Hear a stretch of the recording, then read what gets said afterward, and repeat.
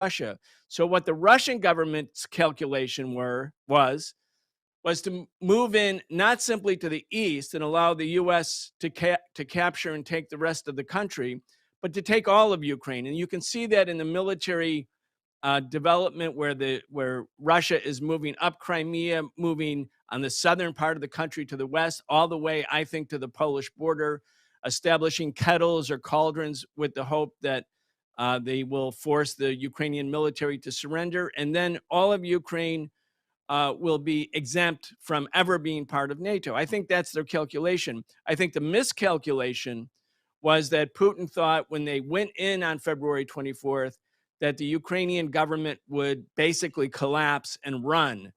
But perhaps for different reasons, one of them may be that the Russian intervention was actually, at least in the beginning, it came in with a light touch. It wasn't shock and awe. It wasn't like the U.S. destroying Baghdad and Basra and Mosul in March 2003. Maybe that incentivized resistance. I don't know.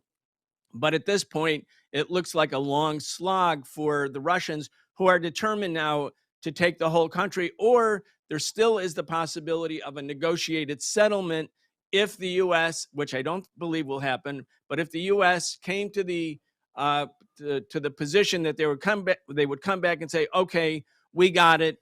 You're serious. We're serious. We don't want World War III. And as a consequence, we'll make Ukraine neutral. That could potentially still happen. I doubt it very much. But again, Ben, when you think about the calculations on the part of the Russian government, whether they're good or bad, whatever they are, they're clearly defensive about how to protect Russia as a state and Russia as a country from an obvious effort to contain and surround and threaten the country forever with advanced missiles that will never come out once they're in. And that's really a different posture than the leading imperialist countries who, in fact, make up the G7.